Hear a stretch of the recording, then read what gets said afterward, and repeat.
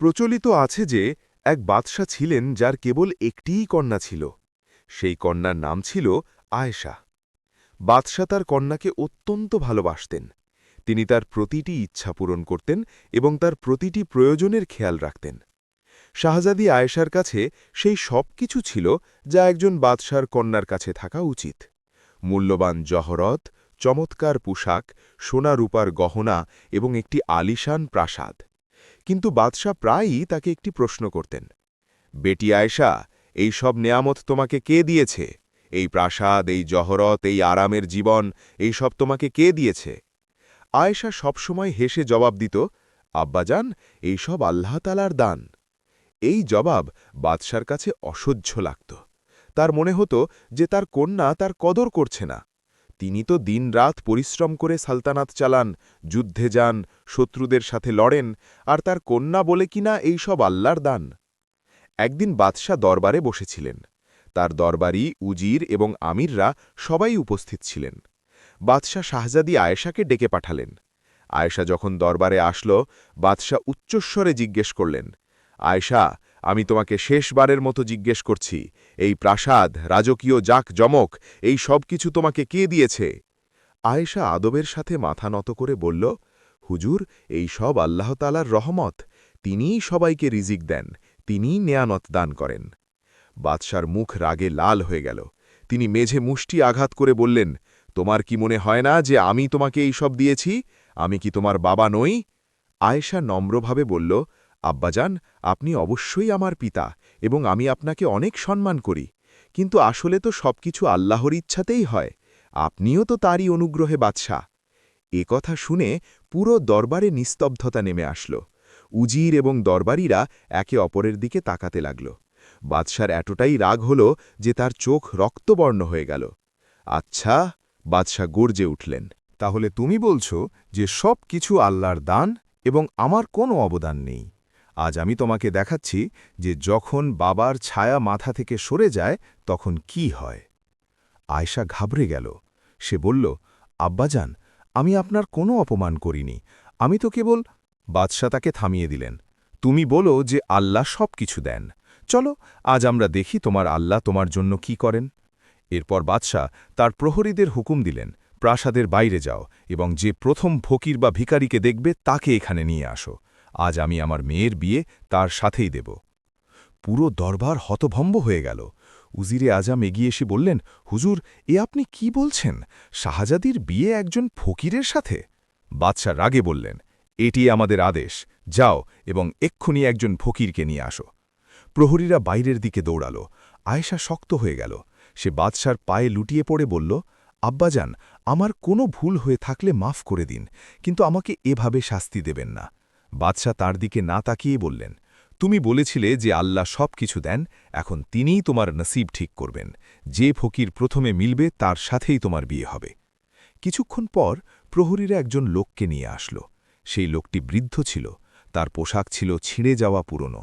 তার শরীরে কুষ্ঠরোগের দাগ ছিল এবং তিনি লাঠির ওপর ভর দিয়ে হাঁটছিলেন। তার দাড়ি ছিল অগোছালো এবং চুল ছিল জট পাকানো। তাকে দেখতে একেবারে একজন কঙ্গাল ফকির মনে হচ্ছিল। হুজুর, এই ফকির প্রাসাদের দরজায় ভিক্ষা করছিল, প্রহরী জানাল। বাদশা ফকিরের দিকে তাকিয়ে জিজ্ঞেস করলেন, তুমি কি বিবাহিত? ফকির তার বৃদ্ধ কণ্ঠে বলল, না হুজুর, আমি অবিবাহিত। বাদশা ফয়সালা শোনালেন, তাহলে আজই তোমার বিয়ে আমার মেয়ে শাহজাদি আয়েশার সাথে হবে। এ কথা শুনে ফকির অবাক হয়ে গেল। পুরো দরবারে আবারও নিস্তব্ধতা নেমে আসল। কারও সাহস ছিল না যে বাদশার বিরুদ্ধে কিছু বলে।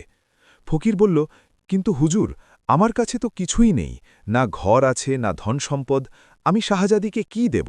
বাদশা কঠোরভাবে বললেন, তোমাকে কিচ্ছু দেওয়ার প্রয়োজন নেই, শুধু নিকাহ কবুল করে নাও। আমার মেয়ে নিজের সাথে কিছুই নিয়ে যাবে না, সে কেবল সেই পোশাকেই যাবে যা এই মুহূর্তে পড়ে আছে। উজিরে আজম শেষ চেষ্টা হিসেবে বললেন, হুজুর, একবার ভেবে দেখুন। বাদশাহ তাকে থামিয়ে দিলেন। এই ফয়সালা আমরা ভেবেই নিয়েছি, দ্রুত কাজীকে ডাকো, এখনই নিকাহ হবে। কাজীকে ডাকা হল। শাহজাদি আয়েশা কাঁদছিল। তার সখীরা এবং দাসীরাও কাঁদছিল, কিন্তু বাদশার রাগের সামনে কেউ কিছু করতে পারল না। নিকাহর অনুষ্ঠান খুব সাধারণভাবে সম্পন্ন হল। না ছিল কোনো উৎসব, না ছিল কোনো ধুমধাম, না ছিল মেহেদি, না ছিল সঙ্গীত। কাজী শুধু নিকা পড়ালেন এবং দুজনেই কবুল করল। নিকার পর বাদশাহ হুকুম দিলেন, এখন এই দুজনকে প্রাসাদ থেকে বের করে দাও। আজ থেকে শাহজাদি আয়শা এই প্রাসাদের কেউ নয়। আয়শা তার মায়ের কাছে গেল, যিনি কেঁদে কেঁদে বেহাল হচ্ছিলেন। মালিকা তার কন্যাকে জড়িয়ে ধরে অঝরে কাঁদতে লাগলেন। বেটি, বেটি, আমি তোর সাথে চলছি, মালিকা বললেন। কিন্তু বাদশাহ মানা করে দিলেন, না, যে আমার অপমান করেছে তাকে একাই যেতে হবে। আয়শা তার মাকে চুম্বন করে বলল, আম্মি, আপনি চিন্তা করবেন না, আল্লাহ আমার সাথে আছেন, তিনি আমাকে কখনো একা ছাড়বেন না। এরপর আয়শা প্রাসাদে নিজের কামরা থেকে কেবল একটি ছোট পুটলি তৈরি করল, যাতে এক দুটি পোশাক এবং কিছু প্রয়োজনীয় জিনিস ছিল। সে তার সব জহরত, সোনারূপার গহনা, দামি পোশাক সবকিছু সেখানেই ফেলে আসল। যখন সে প্রাসাদ থেকে বের হতে লাগল, তখন পুরো প্রাসাদের চাকর, বাকর, প্রহরী, দাসীরা সবাই কাঁদছিল। সবাই শাহজাদিকে ভালোবাসত। তিনি খুব দয়ালু এবং নেক দিল ছিলেন। ফকির তার সাথে সাথে হাঁটছিল, তিনিও চুপ ছিলেন। দুজনেই প্রাসাদের বড় ফটক দিয়ে বাইরে বেরোল। সূর্য ডুবতে বসেছিল এবং সন্ধ্যার অন্ধকার ছড়িয়ে পড়ছিল। ফকির আয়েশার দিকে তাকিয়ে বললেন, শাহজাদি, আমাকে মাফ করে দাও। আমি জানতাম না যে বাদশাহ এমনটা করবেন। আমার কাছে তোমাকে দেওয়ার মতো কিছুই নেই। আয়েশা প্রথমবারের মতো ফকিরের চোখের দিকে তাকাল। সেই চোখে ব্যথা ছিল, লজ্জা ছিল। আয়েশা নরম কণ্ঠে বলল, আপনাকে ক্ষমা চাওয়ার প্রয়োজন নেই, এটি আল্লাহর ইচ্ছে ছিল। যা হওয়ার ছিল তা হয়ে গিয়েছে, এখন আমাদের সামনের দিকে দেখতে হবে। ফকির অবাক হলেন।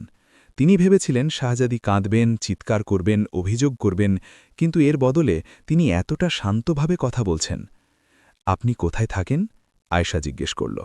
শহরের বাইরে, ফকির বললেন, একটি ছোট কুঁড়ে ঘরে। চলুন যাই, আয়েশা বলল এবং হাঁটতে শুরু করল। দুজনেই শহরের সরু গলি দিয়ে শহরের শেষ প্রান্তের দিকে এগোতে লাগল। পথে মানুষ অবাক হয়ে দেখছিল, শাহজাদির রাজকীয় পোশাক আর এক বৃদ্ধ ফকিরের সাথে। এই দৃশ্যটি অদ্ভুত ছিল। অবশেষে তারা একটি জীর্ণ কুঁড়েঘরের সামনে থামল। কুঁড়েঘরের চালে অনেক জায়গায় ফুটো ছিল, দেওয়াল ছিল কাঁচা এবং দরজা ছিল ভাঙা। এটি এটি আমার ঘর, ফকির লজ্জার সাথে বললেন। আয়েশা কুঁড়েঘরটি দেখল।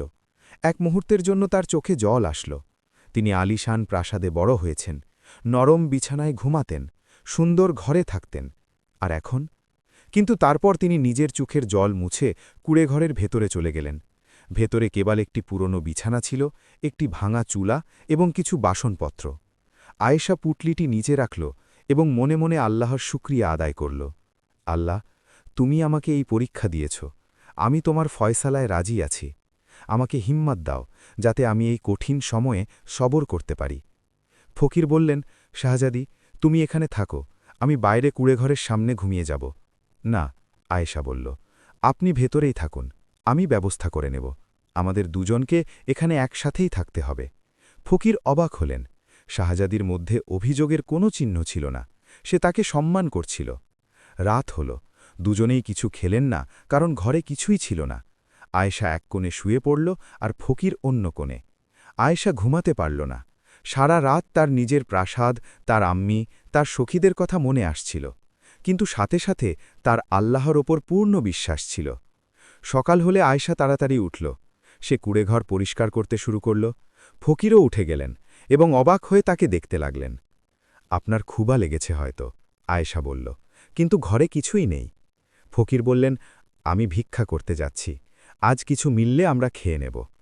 আয়েশা ভাবল। তারপর সে তার পুটলি খুলে তার আঙুল থেকে একটি সোনার আংটি বের করল। এই আংটিটি তার আম্মি তাকে দিয়েছিলেন।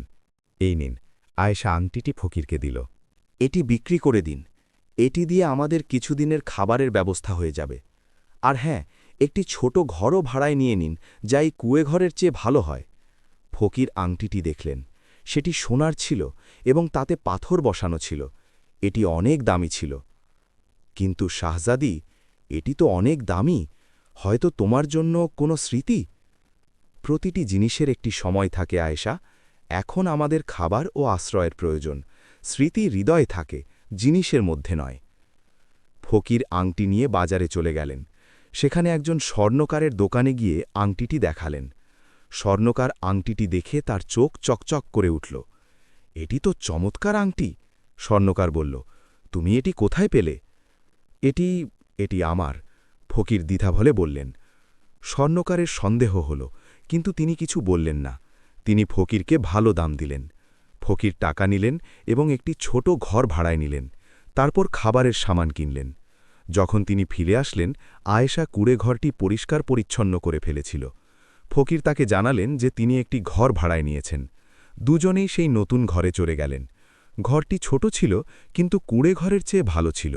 অন্তত ছাদ অক্ষত ছিল এবং দরজাও ঠিক ছিল। আয়েশা খাবার রান্না করল। এটি তার জীবনের প্রথম সুযোগ ছিল যখন তিনি নিজে রান্না করেছিলেন। প্রাসাদে তো শত শত বাবুর্চি ছিল, কিন্তু এখন তাকে সবকিছু করতে হচ্ছিল।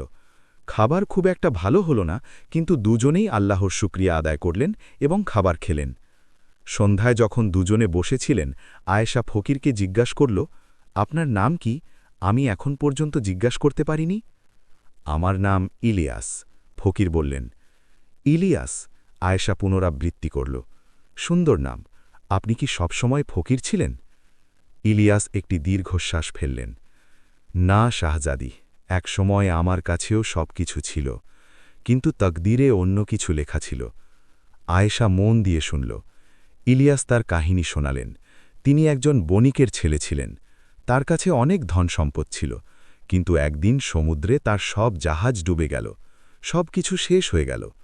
তারপর এক অসুখ তাকে ঘিরে ধরল, কুষ্ঠরোগ, এবং তিনি রাস্তায় চলে আসলেন। কিন্তু আমি আল্লাহর কাছে কখনো অভিযোগ করিনি, ইলিয়াস বললেন।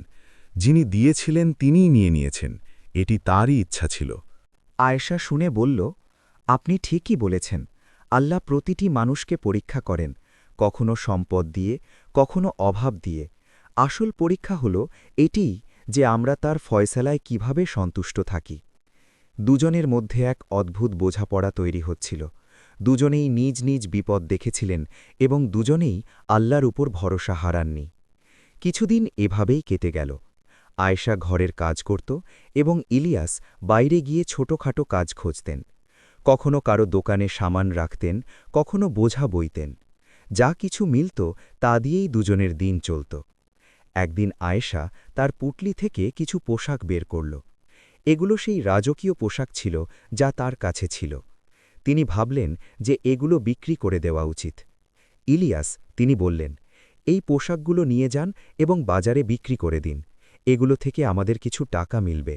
আমাদের কাছে এখন আর বেশি কিছু বেঁচে নেই। ইলিয়াস পোশাকগুলো নিয়ে বাজারে চলে গেলেন। সেই পোশাকগুলো অনেক দামি ছিল, রেশম এবং জরির কাজ করা। তিনি সেগুলো একজন পোশাক ব্যবসায়ীকে দেখালেন। ব্যবসায়ী পোশাকগুলো দেখে অবাক হয়ে গেল। এগুলো তো রাজকীয় পোশাক, তুমি কোথায় পেলে? এগুলো আমার স্ত্রীর, ইলিয়াস বললেন। ব্যবসায়ী সন্দেহ হল, কিন্তু পোশাকগুলো এতটাই ভালো ছিল যে তিনি ভালো দাম দিয়ে দিলেন। ইলিয়াস টাকা নিয়ে খাবারের সামান কিনে ঘরে ফিরলেন। সেই রাতে খাবার খাওয়ার সময় আয়েশা বলল, ইলিয়াস, এখন আমাদের কাছে বিক্রি করার মতো আর কিছুই নেই। কাল থেকে আমাদের কোনো কাজ খুঁজতে হবে। কিন্তু শাহজাদি, ইলিয়াস বললেন, আপনি কি কাজ করবেন? আপনি তো কখনো। আমি সব কিছু করতে পারি, আয়েশা বলল। আল্লাহ প্রতিটি মানুষকে হাত এবং মাথা দিয়েছেন, আমিও কাজ করতে পারি। পরের দিন সকালে আয়েশা তার নতুন ঘর থেকে বের হল। সে তার মুখ ওড়না দিয়ে ঢেকে রেখেছিল, যাতে কেউ তাকে চিনতে না পারে। সে শহরের গলিতে ঘুরল এবং কাজের সন্ধান করতে লাগল। কিছু ঘরে সে জিজ্ঞেস করল যে তাদের কোনো পরিচারিকা লাগবে কিনা। কেউ মানা করে দিল, কেউ বলল যে পরে জানাবে। অবশেষে একজন ধনী মহিলার বাড়িতে সে কাজ পেল। সেই মহিলার সেলাইয়ের কাজ করার মতো কাউকে প্রয়োজন ছিল। তুমি কি সেলাই করতে পারো? মহিলাটি জিজ্ঞেস করলেন। আয়শা ভাবল, প্রাসাদে সে মাঝে মাঝে শখের বশে সেলাই করেছিল। জি হ্যাঁ, আমি পারি, সে বলল। আচ্ছা, তাহলে এই পোশাকগুলো সেলাই করে দাও। মহিলাটি কিছু কাপড় দিলেন। যদি কাজ ভালো হয় তবে আমি তোমাকে প্রতিদিন কাজ দেব। আয়শা কাপড় নিয়ে ঘরে আসলো। সে কঠোর পরিশ্রম করে কাপড়গুলো সেলাই করল। সন্ধ্যায় যখন সে কাপড়গুলো দিতে গেল, তখন মহিলাটি খুব খুশি হলেন। বাহ, খুব ভালো কাজ করেছ তুমি, মহিলাটি বললেন এবং তাকে টাকা দিলেন। কাল থেকে প্রতিদিন আসবে। আয়শা খুশিতে ঘরে ফিরল। সে ইলিয়াসকে টাকা দেখালো। দেখুন, আয়শা বলল, আল্লাহ পথ বের করে দিয়েছেন। এখন আমরা দুজনে কাজ করব এবং নিজেদের দিন চালাব। ইলিয়াসের চোখে জল চলে আসলো। তিনি কখনো ভাবেননি যে এক শাহজাদি যিনি প্রাসাদে বড় হয়েছেন এতটা সাহস নিয়ে কাজ করবেন। দিন কাটতে লাগল। আয়েশা প্রতিদিন সেলাইয়ের কাজ করত এবং ইলিয়াস ছোটখাটো কাজ করে টাকা উপার্জন করতেন। দুজনে মিলে নিজেদের ঘর চালাতেন। কখনো কখনো মুশকিল হতো, কখনো কখনো সহজে চলত, কিন্তু দুজনেই কখনো আশা ছাড়েননি। একদিন আয়েশা তার কাজ থেকে ফিরছিল। পথে সে একজন বৃদ্ধা মহিলাকে দেখল, যিনি একটি ভারী বোঝা তোলার চেষ্টা করছিলেন। আয়েশা দ্রুত তার সাহায্য করল। আল্লাহ তোমাকে খুশি রাখুন বেটি, বৃদ্ধা দোয়া দিলেন। তুমি অনেক নেক দিল। আয়েশা হাসল এবং এগিয়ে গেল, কিন্তু সেই বৃদ্ধা মহিলা তার দিকে তাকিয়ে রইলেন। তার চোখে কিছু অদ্ভুত ছিল, যেন তিনি কিছু জেনে গিয়েছেন। ওদিকে প্রাসাদে বাদশাহ অস্থির ছিলেন। তার নিজের কন্যার জন্য চিন্তা হচ্ছিল, কিন্তু তিনি তার লাগ এবং অহংকারকে নিজের হৃদয়ে প্রাধান্য দিয়ে রেখেছিলেন। মালিকা প্রতিদিন কাঁদতেন। তিনি নিজের কন্যাকে খুব মনে করতেন। তিনি বাদশাহর কাছে অনেকবার অনুরোধ করেছিলেন যেন তিনি আয়েশাকে ফিরিয়ে আনেন, কিন্তু বাদশাহ সাফ মানা করে দিলেন। সে নিজের ফয়সালার মূল্য দিচ্ছে, বাদশাহ বললেন। যখন তার উপলব্ধি হবে যে আমার কি গুরুত্ব ছিল, তখন সে নিজেই ফিরে আসবে এবং ক্ষমা চাইবে। কিন্তু মাস পেরিয়ে গেল, আর আয়েশা ফিরে আসল না। 6 মাস পার হয়ে গিয়েছিল। আয়েশা এবং ইলিয়াস নিজেদের ছোট জীবনে ব্যস্ত ছিলেন। আয়েশার সেলাইয়ের কাজ ভালোই চলছিল। এখন তার কাছে অনেক ঘর থেকে কাজ আসতে শুরু করেছিল। মানুষ তার পরিশ্রম এবং পরিচ্ছন্নতা দেখে খুব খুশি ছিল। একদিন সেই বৃদ্ধা মহিলা, যার আয়েশা সাহায্য করেছিল, তার ঘরে আসলেন। বেটি, বৃদ্ধা বললেন, আমি তোমার কাজের অনেক প্রশংসা শুনেছি। আমার কাছে একটি বিশেষ কাজ আছে, তুমি কি করতে পারবে? জি অবশ্যই, আয়েশা বলল। বলুন কি কাজ? বৃদ্ধা একটি থলি খুললেন এবং তা থেকে খুব সুন্দর রেশমি কাপড় বের করলেন। এই কাপড়গুলো একজন খুব বিশেষ ব্যক্তির জন্য। এগুলোর ওপর সূক্ষ্ম কারুকাজ করতে হবে। তুমি কি করতে পারবে? আয়েশা কাপড়গুলো দেখল। কারুকাজের কাজ খুব নাজুক ছিল। প্রাসাদে তিনি এমন কারুকাজ শিখেছিলেন, কিন্তু সেটি অনেক আগের কথা ছিল। আমি চেষ্টা করব, আয়েশা বলল। ভালো কথা, বৃদ্ধা বললেন। আর হ্যাঁ, কাজ ভালো হলে তুমি ভালো পারিশ্রমিক পাবে। আয়েশা সেই কাজ শুরু করল। সে রাত জেগে কারুকাজ করত। তার আঙুল থেকে রক্ত বেরিয়ে আসত, কিন্তু সে থামত না। ইলিয়াস তার পরিশ্রম দেখে অবাক হতেন। শাহজাদি, একটু আরামও করে নাও, ইলিয়াস বললেন। আয়েশা বলল, আল্লাহ আমাদের হাত দিয়েছেন কাজ করার জন্য, অলসতার জন্য নয়। যত পরিশ্রম করব, আল্লাহ ততই বরকত দেবেন। 2 সপ্তাহ পর আয়েশা কাজ শেষ করল। কারুকাজ এতটাই সুন্দর ছিল যে দেখার মতো। সে কাপড়গুলো বৃদ্ধা মহিলাকে দিয়ে দিল। বৃদ্ধা কাপড়গুলো দেখে তার চোখ ভিজে গেল। বেটি, এটি তো অভাবনীয় কাজ। এমন কারুকাজ তো আমি কেবল রাজকীয় কারিগরদেরই দেখেছিলাম। তিনি আয়েশাকে একটি মোটা থলি দিলেন। এই নাও, তোমার পরিশ্রমের মূল্য। আয়েশা থলিটি খুলল তো দেখল তাতে সোনার মুদ্রা ছিল। এত টাকা সে কখনো পায়নি। কিন্তু এটি তো অনেক বেশি, আয়েশা বলল। না, বৃদ্ধা বললেন, ভালো কাজের এটাই মূল্য। আর শোনো, আমার কাছে তোমার জন্য আরও একটি পয়গাম আছে। কেমন পয়গাম? আয়েশা জিজ্ঞেস করল। বৃদ্ধা হেসে বললেন, শুধু এটুকু জেনে নাও যে আল্লাহ তোমার পরিশ্রম এবং সবর দেখে নিয়েছেন। এখন তোমার সুদিন আসতে চলেছে। এ কথা বলে বৃদ্ধা চলে গেলেন। আয়েশা তার কথা বুঝতে পারল না, কিন্তু সে বেশি কিছু ভাবল না। সেই রাতে আয়েশা এবং ইলিয়াস টাকাগুলো গুনলেন। এত টাকা ছিল যে অনেক মাসের খরচ চলে যেতে পারে। ইলিয়াস, আয়েশা বলল, এখন আমরা কিছু সঞ্চয়ও করতে পারি এবং আমি চাই যে আপনি কোনো হেকিমের কাছ থেকে আপনার অসুখের চিকিৎসা করান। ইলিয়াস মাথা নাড়লেন। শাহজাদি, এই অসুখ তো, প্রতিটি অসুখের চিকিৎসা আছে, আয়েশা বলল। আল্লাহ অসুখ দিয়েছেন তো নিরাময়ও দিয়েছেন। কালই আমরা কোনো ভালো হেকিমের কাছে যাব। পরের দিন দুজনে শহরের বিখ্যাত হেকিমের কাছে গেলেন। হেকিম বৃদ্ধ এবং অভিজ্ঞ ছিলেন। তিনি ইলিয়াসকে দেখলেন এবং বললেন, তোমার অসুখ পুরনো, কিন্তু অসম্ভব নয়। আমার কাছে কিছু ঔষধ আছে যা কাজ করতে পারে। হেকিম ঔষধ দিলেন এবং বললেন যে প্রতিদিন লাগাতে হবে। ঔষধ দামি ছিল, কিন্তু আয়েশা কিছু না ভেবেই টাকা দিয়ে দিল। 1 মাস পর ইলিয়াসের স্বাস্থ্যের পরিবর্তন হতে লাগল। কুষ্ঠরোগের দাগ কমতে লাগল। তার শরীরও ভালো হল। আয়েশা প্রতিদিন আল্লাহর শুকরিয়া আদায় করত। একদিন ইলিয়াস বাজার থেকে ফিরলেন তো খুব চিন্তিত ছিলেন। কি হয়েছে? আয়েশা জিজ্ঞেস করল। আজ বাজারে আমি এই খবর শুনলাম, ইলিয়াস বললেন। বাদশার শরীর খারাপ, তিনি খুব অসুস্থ। এ কথা শোনা মাত্রই আয়েশার মন ভেঙে গেল। আব্বাজান অসুস্থ? হ্যাঁ, ইলিয়াস বললেন, মানুষ বলছিল যে 6 মাস ধরে তিনি অস্থির থাকেন, কিছু খান না, পান করেন না, এখন তাকে কোনো অসুখ ঘিরে ধরেছে। আয়েশার চোখে জল চলে আসলো। তার আব্বাজানের জন্য চিন্তা হতে লাগল। যদিও তিনি তার সাথে কঠোরতা করেছিলেন, কিন্তু তিনি তো তার আব্বু ছিলেন। আমাকে তার সাথে দেখা করতে হবে, আয়েশা বলল। কিন্তু শাহজাদি, ইলিয়াস বললেন, বাদশাহ তোমাকে বের করে দিয়েছিলেন, তুমি যদি প্রাসাদে যাও তো। আমার পরোয়া নেই, আয়েশা বলল, তিনি আমার আব্বু, আমাকে তার সাথে দেখা করতেই হবে। পরের দিন আয়েশা প্রাসাদের দিকে রওনা হল। ইলিয়াসও তার সাথে ছিলেন।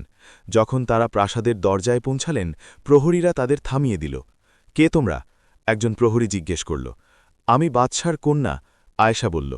প্রহরী তাকে ভালো করে দেখল।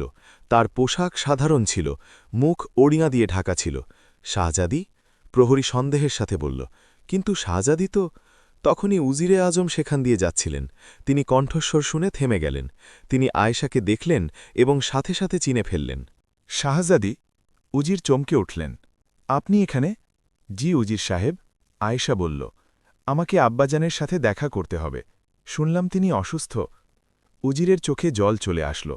হ্যাঁ শাহজাদি, বাদশাহ সালামত খুব অসুস্থ, আপনি আসুন। উজির আয়েশাকে প্রাসাদের ভেতরে নিয়ে গেলেন। যখন অন্য চাকরবাকররা আয়েশাকে দেখল, সবাই অবাক হয়ে গেল। শাহজাদি ফিরে এসেছেন। খবর মালিকার কাছে পৌঁছল। মালিকা দৌড়ে আসলেন এবং তার কন্যাকে জড়িয়ে ধরলেন। আয়েশা, আমার বেটি। মালিকা কেঁদে ফেললেন। তুই বেঁচে আছিস? তুই ঠিক আছিস? জি আম্মি, আমি একেবারে ঠিক আছি, আয়েশা বলল। কিন্তু আব্বাজান, তিনি কেমন আছেন? মালিকার মুখ বিষণ্ণ হয়ে গেল। বেটি, তোর আব্বু 6 মাস ধরে অস্থির আছেন। তোকে নিয়ে তার অনেক চিন্তা ছিল, কিন্তু নিজের অহংকারের কারণে তিনি তোকে ডাকতে পারেননি। তারপর 1 মাস আগে তার জ্বর আসলো, যা এখন পর্যন্ত ঠিক হচ্ছে না। আমাকে তার সাথে দেখা করতে হবে, আয়েশা বলল। মালিকা আয়েশাকে বাদশার কামরায় নিয়ে গেলেন। বাদশা বিছানায় শুয়েছিলেন। তার মুখ ফ্যাকাশে হয়ে গিয়েছিল, চোখ বসে গিয়েছিল। আয়েশা এসেছে, মালিকা ধীরে থেকে বললেন। বাদশা চোখ খুললেন। যখন তিনি আয়েশাকে দেখলেন, তার চোখে জল চলে আসল। আয়েশা? বাদশার কণ্ঠস্বর কাঁপছিল। আমার বেটি। আয়েশা বাদশার কাছে গেল এবং তার পা স্পর্শ করল। আব্বাজান, আমি এসেছি। বাদশা চেষ্টা করলেন কিছু বলতে, কিন্তু তার কণ্ঠস্বর বের হচ্ছিল না, শুধু চোখের জল বইতে থাকল। আয়েশা দেখল যে বাদশা খুব দুর্বল হয়ে গিয়েছেন। সে মালিকাকে জিজ্ঞেস করল, হেকিমরা কি বলেছেন? অনেক হেকিম আসলেন, মালিকা বললেন, কিন্তু কারও ঔষধ কাজ করছে না। তারা বলছেন যে বাদশার মন অসুস্থ, শরীর নয়।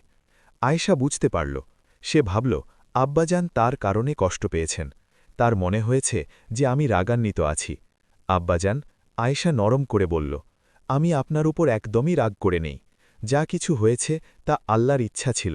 আপনি আমাকে একটি অনেক বড় সবক শিখিয়েছেন। বাদশাহ অবাক হয়ে তার দিকে তাকালেন। আয়েশা হেসে বলল, আব্বাজান, যখন আমি প্রাসাদে ছিলাম তখন আমি জীবনের আসল মূল্য জানতাম না।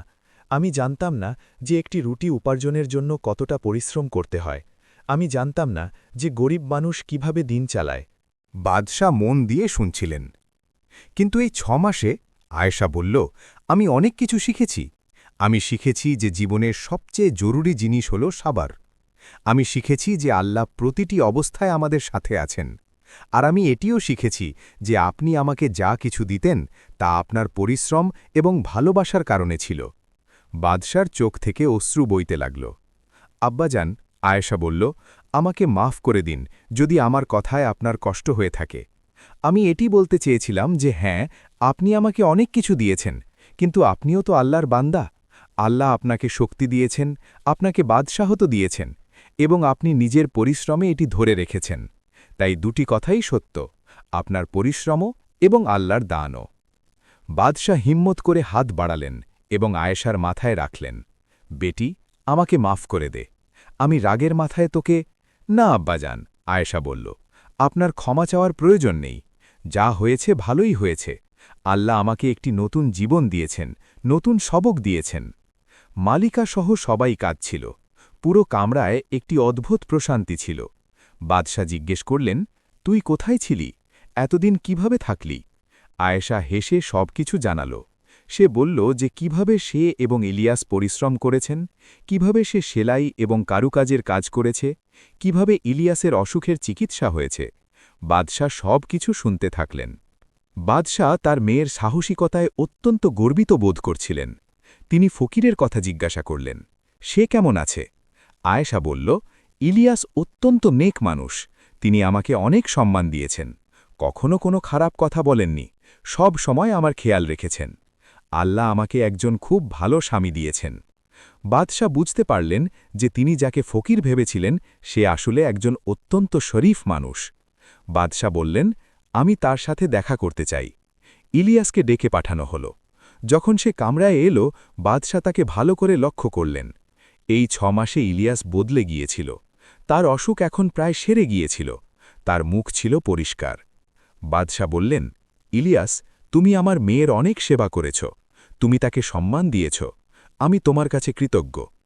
ইলিয়াস আদবের সাথে মাথা নত করে বলল, হুজুর, শাহজাদিও আমাকে অনেক কিছু দিয়েছেন, তিনি আমাকে সম্মান দিয়েছেন, আমার চিকিৎসা করিয়েছেন, আমি তার কাছে ঋণী। বাদশাহ হাসলেন। তারপর তিনি বললেন, এখন তোমরা দুজনেই প্রাসাদে থাকবে, কারণ এটিই তোমাদের বাড়ি। কিন্তু আয়েশা নম্রভাবে বলল, আব্বাজান, যদি আপনি অনুমতি দেন তবে আমি আমার বাড়িতেই থাকতে পছন্দ করব। ওই ছোট বাড়িটি এখন আমাদের, আমরা ওটি নিজেদের পরিশ্রমে তৈরি করেছি। বাদশাহ কিছুটা দুঃখিত হলেন, কিন্তু তিনি বুঝলেন এবং বললেন, ঠিক আছে বেটি, কিন্তু তুমি প্রতিদিন আমার সাথে দেখা করতে আসবে তো? আয়েশা বলল, জি অবশ্যই। সেই দিনের পর থেকে বাদশার শরীর ধীরে ধীরে ভালো হতে লাগল।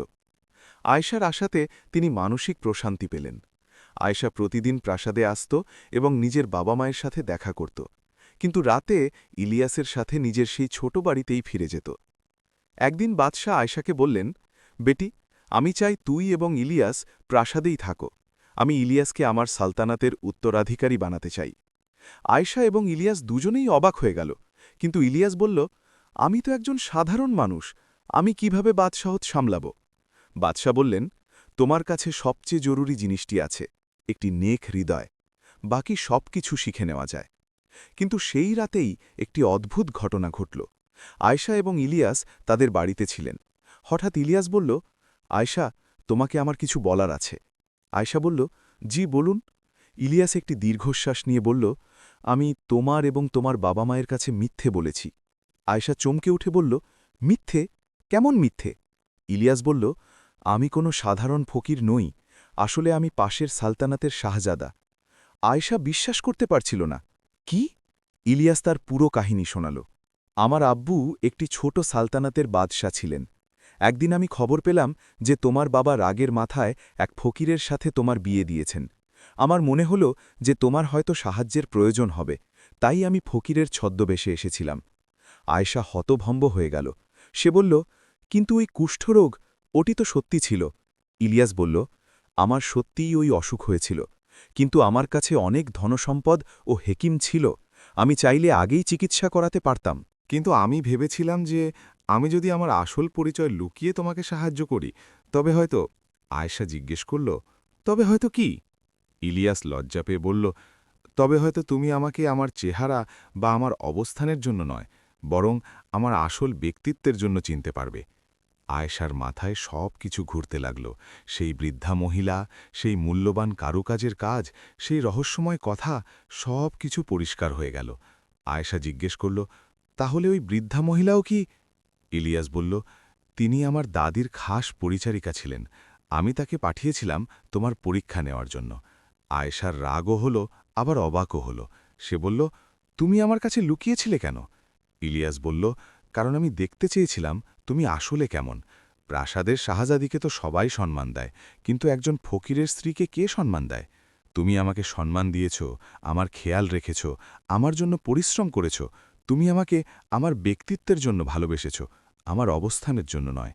আয়েশা কিছুক্ষণ চুপ থেকে বলল, তুমি ঠিকই বলেছ, যদি প্রথম দিনই আমি জানতে পারতাম যে তুমি একজন শাহজাদা, তবে হয়তো আমি তোমাকে এইভাবে চিনতে পারতাম না। ইলিয়াস জিজ্ঞেস করল, তাহলে তুমি রাগ করনি তো? আয়েশা হাসল এবং বলল, না, আল্লাহর মেহেরবানি যে তিনি আমাকে এমন একজন স্বামী দিয়েছেন যিনি আমাকে আমার ব্যক্তিত্বের জন্য চেয়েছেন। পরের দিন সকালে দুজনেই বাদশার কাছে গিয়ে সব সত্য জানালেন। বাদশাহ প্রথমে অবাক হলেন, তারপর খুশি হলেন। বাদশাহ বললেন, তাহলে তুমি শাহজাদা? আল্লাহর শুকরিয়া যে আমার মেয়ে একজন ভালো স্বামী পেয়েছে। কিন্তু ইলিয়াস বলল, হুজুর, আমি আমার সালতানাতে ফিরে যেতে চাই না। সেখানে আমার চাচা তখত সামলে নিয়েছেন। আমি এখানেই আপনার মেয়ের সাথে থাকতে চাই। বাদশাহ ভেবেচিন্তে বললেন, ঠিক আছে, তুমি এখানেই থাকো।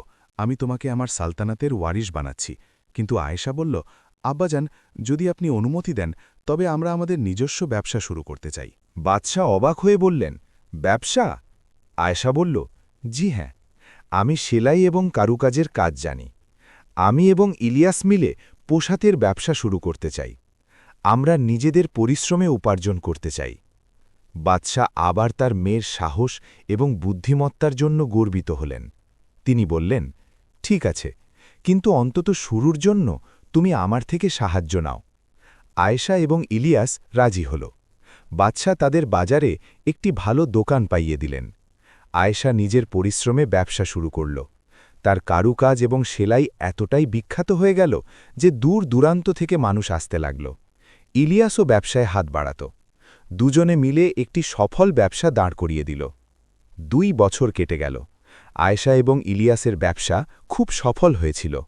তাদের দোকান শহরের অন্যতম বিখ্যাত দোকানে পরিণত হয়েছিল। কিন্তু আয়েশা এবং ইলিয়াসের জীবনযাপন বদলায়নি। তারা এখনও সেই ছোট বাড়িতেই থাকত, সাধারণ খাবার খেত এবং নিজেদের হাতে কাজ করত। তারা অনেক কারিগরকে কাজে রেখেছিল এবং তাদের ভালো বেতন দিত। একদিন বাদশাহ আয়েশাকে ডেকে বললেন, বেটি, এখন তো তোমার ব্যবসা অনেক বড় হয়ে গেছে। তুমি এখনও এই ছোট গাড়িতে কেন থাকো? চলো, প্রাসাদে চলে এসো। আয়েশা হেসে বলল, আব্বাজান, ওই বাড়িটি আমাদের। আমরা ওটি নিজেদের পরিশ্রমে বানিয়েছি। ওখানে আমরা প্রশান্তি পাই। প্রাসাদে সব কিছু পাওয়া যায় ঠিকই, কিন্তু ওই ছোট বাড়িটি আমাদের পরিশ্রমের চিহ্ন। বাদশাহ বুঝলেন যে তার মেয়ে সত্যিই বদলে গিয়েছে, বা হয়তো সে জীবনকে বুঝে নিয়েছে। ঠিক সেই সময় একজন চাকর দৌড়ে এলো এবং জানালো যে শহরের বাইরে প্রতিবেশী সলতানাত থেকে একটি বড় কাফেলা এসেছে এবং তারা শাহজাদা ইলিয়াসকে খুঁজছে। ইলিয়াস এবং আয়েশা দুজনেই অবাক হলেন। কাফেলাটিকে দরবারে ডাকা হল। কাফেলার সাথে একজন বৃদ্ধ উজির ছিলেন। ইলিয়াসকে দেখামাত্রই তার চোখে জল চলে এলো। তিনি বললেন, শাহজাদা, অবশেষে আমরা আপনাকে খুঁজে পেলাম। আমরা 3 বছর ধরে আপনাকে খুঁজছি। ইলিয়াস অবাক হয়ে জিজ্ঞেস করলেন, উজির সাহেব, আপনি এখানে কিভাবে? উজির পুরো কাহিনী শোনালেন। শাহজাদা, আপনি যখন গায়েব হলেন তখন আপনার চাচার তখত দখল করে নিয়েছিলেন। তিনি বলেছিলেন যে আপনি মারা গেছেন, কিন্তু আপনার মায়ের বিশ্বাস ছিল না। তিনি সব জায়গায় লোক পাঠিয়েছিলেন এবং অবশেষে আমরা জানতে পারলাম আপনি এখানে আছেন। ইলিয়াসের বুক ধরফর করে উঠল। তিনি জিজ্ঞেস করলেন, আমার আম্মি কেমন আছেন? উজিরের মুখ উদাস হয়ে গেল। তিনি বললেন, শাহজাদা, আপনার মা খুব অসুস্থ। তিনি আপনার জন্য খুব চিন্তিত। তিনি আপনার সাথে দেখা করতে চান। হয়তো এটিই শেষ সুযোগ। ইলিয়াসের চোখে জল চলে এলো। তিনি আয়েশার দিকে তাকালেন। আয়েশা সাথে সাথে বলল, আমাদের যাওয়া উচিত। আপনার আম্মি আপনার অপেক্ষা করছেন। ইলিয়াস বলল, কিন্তু এখানকার ব্যবসা? আয়েশা বলল, ব্যবসার চেয়ে মা বেশি জরুরি। চলুন, এক্ষুনি রওনা হই। বাদশাহ বললেন, হ্যাঁ বেটা, তোমার যাওয়া উচিত। মায়ের অধিকার সব কিছুর ওপরে। 3 দিনে সব প্রস্তুতি শেষ হল। বাদশাহ একটি রাজকীয় কাফেলা তৈরি করালেন। যাওয়ার সময় পুরো শহর তাদের বিদায় জানাতে এলো। যে সমস্ত গরিব মানুষ ও কারিগরদের সাথে আয়েশা কাজ করেছিল তারা সবাই কাঁদছিল। এক বৃদ্ধা মহিলা বললেন, শাহজাদি, আপনি আমাদের গরিবদের কখনো ভোলেননি। আপনি আমাদের সম্মান দিয়েছেন। আপনি দ্রুত ফিরে আসবেন। আয়েশা তাকে জড়িয়ে ধরে বলল, আমি অবশ্যই ফিরে আসব। এটিই আমার শহর, এটিই আমার বাড়ি। বাদশাহ এবং মালিকাও তাদের বিদায় দিলেন। মালিকা কাঁদছিলেন। বাদশাহ আয়েশার মাথায় হাত রেখে বললেন, বেটি, তুই আমাকে এক মস্ত বড় শিক্ষা দিয়েছিস। তুই দেখিয়ে দিয়েছিস যে আল্লাহর রহমতের চেয়ে বড় কোনো শক্তি নেই। মানুষের আসল পরিচয় তার প্রাসাদে বা ধন সম্পদে নয়, বরং তার হৃদয়ে এবং তার পরিশ্রমে। কাফেলা রওনা হল। 10 দিনের সফর ছিল। পথে ইলিয়াস আয়েশাকে তার সালতানাতের কথা বললেন। অবশেষে তারা ইলিয়াসের দেশে পৌঁছালেন। যখন শহরের মানুষ জানতে পারল যে তাদের আসল শাহজাদা ফিরে এসেছেন, তখন পুরো শহরে আনন্দের বন্যা বয়ে গেল। ইলিয়াসের চাচা ঘাবড়ে গেলেন, কিন্তু ইলিয়াস তার সাথে নম্র ব্যবহার করলেন। তিনি বললেন, চাচাজান, আমি রাজত্বের জন্য আসিনি, আমি শুধু আমার মায়ের সাথে দেখা করতে এসেছি। ইলিয়াস এবং আয়েশাকে প্রাসাদে নিয়ে যাওয়া হল। ইলিয়াসের মা বিছানায় শোয়া ছিলেন। ইলিয়াসকে দেখা মাত্রই তার মুখে হাসি ফুটে উঠল। তিনি বললেন, খোকা, আমার খোকা ফিরে এসেছে। ইলিয়াস তার পা ছুঁয়ে সালাম করলেন। মা আয়েশাকে দেখে জিজ্ঞেস করলেন, বেটা, ও কে? ইলিয়াস বললেন, ও আমার স্ত্রী, আম্মি। আয়েশা এগিয়ে গিয়ে তার পা ছুল। মা বললেন, বেটি, তুই অনেক সুন্দর, কিন্তু তোর চোখের যে জ্যোতি তা তোর সৌন্দর্যের চেয়েও বেশি মূল্যবান। তুই আমার ছেলের খেয়াল রেখেছিস। ইলিয়াস তার মাকে সব কাহিনী শোনালেন, কিভাবে তিনি ফকির সেজেছিলেন এবং কিভাবে তারা দুজনে মিলে পরিশ্রম করেছেন। মা সব শুনে হাসলেন এবং বললেন, আল্লাহর শুক্রিয়া যে তুই এক ভালো শিক্ষা পেয়েছিস, খোকা। তখতে বসলেই বাদশাহ হওয়া যায় না। আসল বাদশাহ সেই যে নিজের প্রজাদের দুঃখ বোঝে এবং পরিশ্রমের মর্যাদা জানে। সেই রাতেই ইলিয়াসের মায়ের শরীর আরও খারাপ হল। আয়েশা ও ইলিয়াস সারা রাত তার সেবা করলেন। ভোর হতে হতে তিনি শেষ নিঃশ্বাস ত্যাগ করলেন। মারা যাওয়ার আগে তিনি বললেন, তখত ও তাজ থেকে বড় জিনিস হল নেকি এবং ইনসানিয়াত। যে বাদশাহ প্রজাদের ভালোবাসেন তিনিই আসল বাদশাহ। ইলিয়াস অঝরে কাঁদতে লাগলেন, আয়েশাও কাঁদছিল। কবর দেওয়ার পর দরবারে একটি সভা হল। উজির ও প্রজারা চাইলেন ইলিয়াসকে বাদশাহ বানাতে, কিন্তু ইলিয়াস দাঁড়িয়ে বললেন, ভাই ও বোনেরা, আমি আপনাদের কাছে কৃতজ্ঞ, কিন্তু আমি বাদশাহ হতে চাই না। আমি গত ৩ বছরে অনেক কিছু শিখেছি। আমি বুঝেছি যে আসল সুখ রাজপ্রাসাদে নয়, বরং পরিশ্রম ও সততার মধ্যে। আমি এখন একজন ব্যবসায়ী, আমি নিজের পরিশ্রমে জীবিকা নির্বাহ করতে চাই। এক উজির বললেন, কিন্তু শাহজাদা, এই সালতানাত তো আপনার। ইলিয়াস তার চাচার দিকে তাকিয়ে বললেন, আমার চাচাজান গত ৩ বছর এই সালতানাত সামলেছেন, তিনিই সামলাবেন, কিন্তু একটি শর্ত আছে। প্রজাদের সাথে ইনসাফ করতে হবে, গরিবদের খেয়াল রাখতে হবে। যদি আপনি এই কথা দেন তবে আমার কোনো আপত্তি নেই। চাচার চোখে জল চলে এলো। তিনি বললেন, ভাতিজা, তুই আমাকে এক বড় শিক্ষা দিয়েছিস। আমি কথা দিচ্ছি, আমি এক নেক বাদশাহ হব। সবাই হাততালি দিয়ে উঠল। আয়েশা এবং ইলিয়াস সেখানে কয়েক মাস থাকলেন। তারা সেখানেও ব্যবসা শুরু করলেন এবং একটি মাদ্রাসা বানালেন, যেখানে গরিব বাচ্চারা বিনামূল্যে পড়তে পারত। কিন্তু আয়েশার মন পড়ে থাকত নিজের বাড়িতে। একদিন ইলিয়াস বললেন, আয়েশা, চলো ফিরে যাই, আমাদের আসল বাড়ি তো ওখানেই। আয়েশার খুশির সীমা রইল না। তারা ফিরে গেলেন। যখন তারা নিজেদের শহরে পৌঁছলেন, সবাই তাদের স্বাগত জানাল। বাদশাহ এবং মালিকা দরজায় দাঁড়িয়েছিলেন। সেই রাতে প্রাসাদে এক বিরাট ভোজের আয়োজন করা হল। সেখানে আমির, গরিব, মজুর সবাইকে ডাকা হল। ভোজের আসরে বাদশাহ সবার সামনে ঘোষণা করলেন, আমার প্রিয় দেশবাসী, আজ আমি আপনাদের সামনে একটি কথা কবুল করতে চাই। ৩ বছর আগে আমি আমার মেয়ের সাথে অন্যায় করেছিলাম। আমার অহংকারের কারণে আমি সত্য দেখতে পাইনি, কিন্তু আমার মেয়ে আমাকে বড় শিক্ষা দিয়েছে। সে দেখিয়েছে যে মানুষের আসল দাম তখতে নয়, হৃদয়ে। আসল দৌলত সোনাদানা নয়, বরং পরিশ্রম ও সততা। বাদশাহ আয়েশার দিকে তাকিয়ে বললেন, বেটি, তুই যা বলেছিলি তাই ঠিক। সব কিছু আল্লাহর দান, আমরা শুধু তার বান্দা। বাদশাহ আরও ঘোষণা করলেন যে আজ থেকে এই সালতানাতে সব গরিব বাচ্চার জন্য বিনামূল্যে শিক্ষা এবং প্রতিটি অভাবী মানুষের জন্য সাহায্যের ব্যবস্থা করা হবে। সবাই হাততালি দিয়ে বাদশাকে সমর্থন জানাল। ভোজের পর বাদশাহ জিজ্ঞেস করলেন, বেটি, এখন তুমি কি করবে? আয়েশা বলল, আব্বাজান, আমরা আমাদের ব্যবসা আবার শুরু করব, তবে এবার আরও বড় করে। আমরা আরও বেশি গরিব মানুষকে কাজ দেব এবং তাদের দক্ষতা শেখাব। ইলিয়াস বললেন, আমরা এমন একটি জায়গা বানাতে চাই যেখানে গরিব মহিলারা সেলাই ও কারুকাজ শিখতে পারে এবং নিজের পায়ে দাঁড়াতে পারে। বাদশাহ বললেন, অত্যন্ত ভালো ভাবনা, আমি তোমাদের সব রকম সাহায্য করব। কয়েক মাসের পরিশ্রমে আয়েশা ও ইলিয়াস একটি বিরাট কারখানা খুললেন। সেখানে শত শত মহিলা কাজ করতেন। কারখানাটি এতটাই সফল হল যে দূর দূরান্ত থেকে অর্ডার আসতে শুরু করল। কিন্তু আয়েশা এবং ইলিয়াস তাদের সাদাসিধে জীবন পরিবর্তন করেননি। একদিন বাদশাহ জিজ্ঞেস করলেন, বেটি, এখন তো তোমার অনেক সম্পদ, তুমি কি খুশি? আয়েশা হেসে বলল, আব্বাজান, দৌলতে খুশি মেলে না, খুশি মেলে আল্লাহর সন্তুষ্টিতে, নিজের পরিশ্রমে এবং অন্যের সাহায্যে। যখন আমি ওই মহিলাদের নিজের পায়ে দাঁড়াতে দেখি তখন আমি আসল খুশি পাই। বাদশাহ গর্বের সাথে মেয়ের মাথায় হাত রাখলেন। সময় বয়ে চলল। আয়েশা ও ইলিয়াসের ৩ সন্তান হল। তারা সন্তানদের সেই শিক্ষাই দিলেন যা তারা নিজেরা শিখেছিলেন: পরিশ্রম, সততা, ধৈর্য এবং আল্লাহর ওপর ভরসা। বাদশাহ বৃদ্ধ হয়ে গিয়েছিলেন। একদিন তিনি আয়েশাকে ডেকে বললেন, বেটি, আমার সময় ঘনিয়ে আসছে, কিন্তু আমি নিশ্চিন্ত। তুই আমাকে শিখিয়েছিস যে আসল রাজত্ব মানুষের হৃদয়ে থাকে, প্রাসাদে নয়। বাদশাহ মারা যাওয়ার পর সারা সালতানাত শোক পালন করল। আয়েশা তার বাবার স্মরণে একটি বড় হাসপাতাল তৈরি করালেন, যেখানে গরিবদের বিনামূল্যে চিকিৎসা হতো।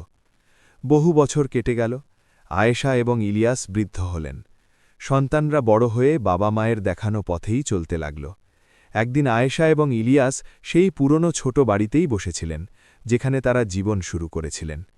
ইলিয়াস জিজ্ঞেস করলেন, তোমার কি মনে আছে যখন আমরা প্রথম এখানে এসেছিলাম? আয়েশা হেসে বলল, কিভাবে ভুলতে পারি। সেই দিন থেকে আজকের এই সফর অনেক লম্বা হলেও খুব সুন্দর ছিল।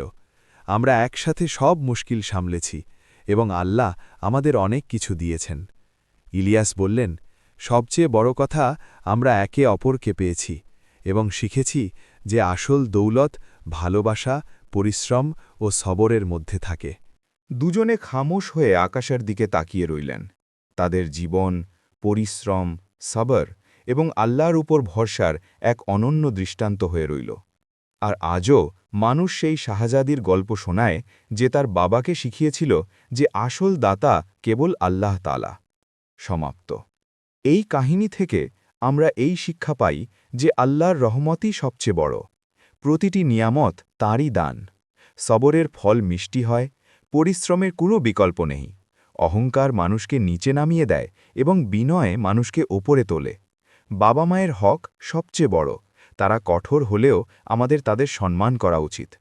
প্রতিটি পরীক্ষার পেছনে আল্লাহর কোনো না কোনো হিকমত লুকিয়ে থাকে।